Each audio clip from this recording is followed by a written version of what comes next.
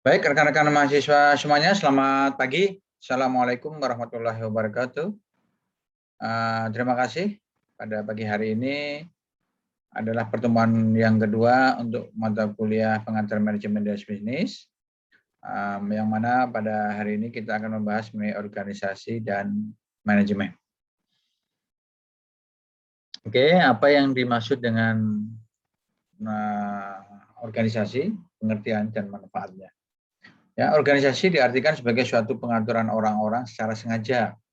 Ya, sekali lagi, pengaturan orang-orang secara sengaja untuk mencapai suatu tujuan tertentu.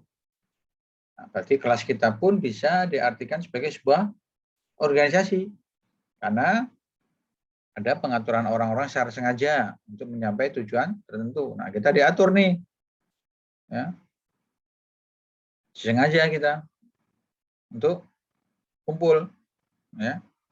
Hari Selasa jam 9, mata kuliah pengantar manajemen dan bisnis, ya, dan seterusnya dan seterusnya. Dan kita mempunyai tujuan tertentu. Nah, tapi suatu organisasi harus memiliki 4 karakter. Ya. 1, tujuan. Jadi memiliki tujuan yang telah ditetapkan, tujuan tertentu, tujuan bersama. Ya. Kemudian yang kedua, kumpulan orang. Berarti gabungan dari 2 orang atau lebih. Ya. Itu adalah salah satu karakteristik sebuah organisasi. Kemudian struktur. Nah, struktur di sini adalah pengaturan dalam anggota-anggota atau orang-orang yang berkumpul tadi untuk memudahkan dalam aktivitasnya. Kemudian yang keempat adalah sistem dan prosedur. Nah, sistem di sini adalah cara kerja. Ya, cara kerja dalam kumpulan-kumpulan orang tadi, ya. Kemudian bentuk laporannya, bentuk komunikasinya. Nah, ini masuk ke dalam sistem dan prosedur. Karena bisa jadi kumpulan orang, tapi dia nggak punya tujuan, nggak punya struktur, nggak punya sistem dan prosedur, bukan dikatakan sebagai sebuah organisasi. Atau sistem dan prosedur, tapi nggak ada tujuannya, nggak ada kumpulan orang, juga bukan sebagai sebuah organisasi. Sehingga organisasi dikatakan sebuah organisasi jika memiliki karakteristik ini tadi, tujuan, kumpulan orang, struktur, dan sistem atau prosedur. Ya, itu dikatakan sebuah organisasi. Kemudian pengertian manajemen. Nah, kata manajemen bukan hal yang asing bagi kalian. Ya. Sering didengar, wah manajemen si A jelek, manajemen si PTB bagus, dan seterusnya. Nah, banyak berbagai pihak itu perspektifnya berbeda apa yang dimaksud atau apa yang diartikan dengan manajemen. Oh, manajemen itu pengelolaan, oh manajemen itu pembinaan, manajemen itu kepemimpinan, oh manajemen itu administrasi dan sebagainya, oh pengurusan, ya, prosedur, birokrasi dan sebagainya. Nah, tapi ini pendapat dari ahli, ya, beberapa pakar tentang manajemen, yaitu ada George Terry, ada Millet, ada Stoner, bahkan pakar dari kita pun, ahli dari kita pun, Tanihani Handoko juga punya berpendapat tentang arti dari manajemen. Kita ambil contoh adalah George Terry. Ini berpendapat, ya, bahwa manajemen adalah sebuah proses yang terdiri dari tindakan perencanaan. Sekali lagi, tindakan perencanaan, pendapat dari Terry. Kemudian pengorganisasian, penggerakan dan pengendalian untuk menentukan serta mencapai sasaran-sasaran, ya, yang telah ditentukan, dan pemanfaatan sumber daya manusia dan sumber daya lainnya. Itu adalah pendapat Terry. Kemudian kita ambil lagi pendapat ahli atau pakar dari Stoner. Stoner berpendapat bahwa manajemen adalah proses perencanaan, pengorganisasian, kepemimpinan, dan pengendalian. Nah, ini beda, ada sedikit beda dengan Terry. Ya. Stoner berpendapat di sini melibatkan kata kepemimpinan, ya, yang mana di Terry tidak ada istilah pimpinan. Kemudian dari Tani Handoko, ini orang kita ya, orang Indonesia, ahli manajemen juga. Nah, ini berpendapat manajemen adalah bekerja dengan orang-orang untuk menentukan, menginterpretasikan, dan mencapai tujuan organisasi dengan apa? Dengan menjalankan fungsi-fungsi tadi. Sama, fungsi perencanaan, fungsi pengorganisasian, fungsi penyusunan kepegawaian, kemudian pengarahan, kepemimpinan. Nah, ini Handoko juga melibatkan menyinggung masalah kepemimpinan juga sama dengan Stoner dan pengawasan. Nah, ini pendapat dari Handoko. Nah, dari 3 tadi pakar kita ambil garis merahnya, benang merahnya bahwa itu ada proses. Manajemen itu proses aktivitas mulai perencanaan, pengorganisasian, ya, kemudian penyusunan, pengendalian, kepemimpinan dan sebagainya. Ya, itu pendapat dari para ahli. Nah, ini kita lanjutnya bicara mengenai efisiensi dan efektivitas dari sebuah manajemen. Bicara efisiensi berarti mengacu hubungan antara keluaran dan masukan. Input masukannya berapa, keluaran outputnya berapa.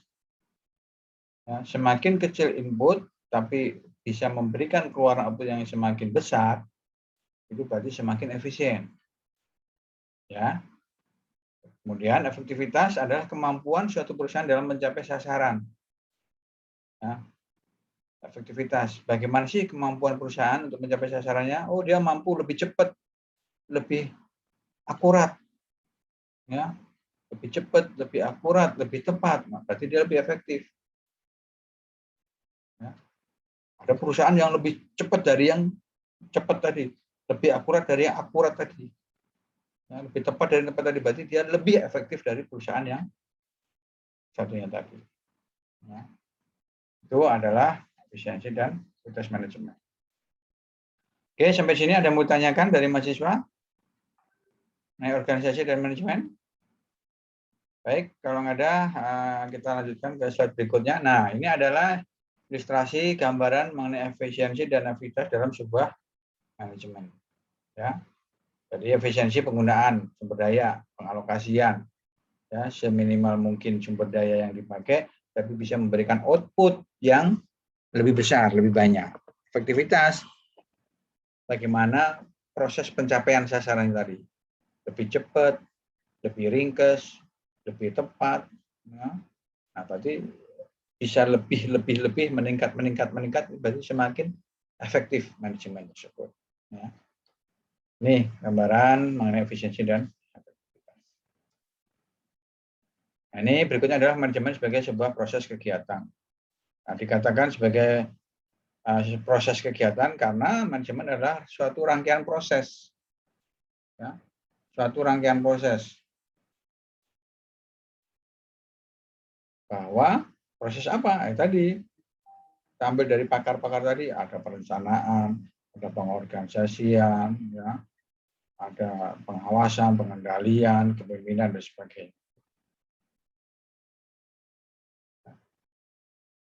Diartikan juga itu tadi rangkaian pencapaian tujuan. Rangkaiannya apa nih? Ya, rangkaian untuk mencapai tujuan tadi yang tentunya terlebih dahulu meminta bantuan orang lain, ya, atau sumber lain, ya, atau pihak lain gitu ya. Gitu. Oke, manajemen juga sebagai sebuah ilmu dan seni, ya, dikatakan sebagai sebuah ilmu, ya, karena bisa dilakukan menggunakan pendekatan secara ilmiah. Jadi gejala-gejala fenomena-fenomenanya sebagai sebuah ilmu. Nah, sebagai sebuah ilmu harus memiliki beberapa ciri. Satu, prinsip dan konsep manajemen dapat dipelajari. Jadi manajemen itu suatu konsep, suatu prinsip yang selalu berkembang, berubah, ya, menyesuaikan kondisi, menyesuaikan zaman, menyesuaikan perubahan, kebutuhan dan sebagainya. Dan berikutnya decision making. Ya, dalam mengambil decision making ya harus menggunakan pendekatan atau metode-metode yang berkaidah ilmiah. Ya, dipelajari, dipahami, dievaluasi, dianalisis, dan sebagainya. Objek dan cara manajemen mencapai tujuan itu adalah elemen yang bersifat materi. Ya. Objeknya bisa orang, bisa organisasi, ya. Itu. Dan yang keempat, dalam penerapan manajemen memerlukan pendekatan dari ilmu atau bidang lain seperti ekonomi, ya, bagaimana teori-teori penawaran permintaan, kemudian dari ilmu statistik, ya, bagaimana kemungkinan ke depannya, bagaimana trennya, kemudian bagaimana faktor A berpengaruh terhadap faktor B. Nah, ini dibutuhkan ilmu statistik juga. Dengan juga dengan hal ilmu akuntansi, ya, bagaimana cash flow-nya, bagaimana budgetnya. Nah, itu juga akan bisa mempermudah aktivitas manajemen untuk mencapai tujuannya tadi. Oke, itu teman-teman mahasiswa, ya, manajemen sebagai sebuah ilmu, ya, manajemen juga dikatakan sebagai sebuah seni. Kenapa seni? Karena itu tadi teori, konsep, metode manajemen sama dipakai, diterapkan, digunakan oleh si A dengan si B. Bisa jadi proses pencapaiannya, proses aktivitas manajemennya akan berbeda karena dipengaruhi oleh pribadi si pimpinan tadi, karakternya dan sebagainya. Nah, manajemen dikatakan sebagai sebuah seni karena memiliki ciri tadi, kesuksesan dalam mencapai tujuan, proses pencapaian tujuan, kekuatan pribadi kreatif yang dimiliki. Nah, ini karena lebih ke pribadi, ke individu pimpinan tadi, karena teori, konsep, pendekatan manajemennya sama, tapi orang yang berbeda bisa jadi proses kesuksesan dalam pencapaiannya akan berbeda. Ya. Kreativitasnya juga akan berbeda. Itu, ya. Itu tadi manajemen sebagai sebuah ilmu dan seni, kemudian manajemen juga sebagai sebuah profesi, karena dalam menjalankan aktivitas manajemen tadi dibutuhkan keterampilan tertentu. Ya, karena keterampilan tertentu, ilmu tertentu sebagai profesi. Ya. Dokter itu harus punya keterampilan tertentu karena itu dokter dikenal sebagai sebuah profesi.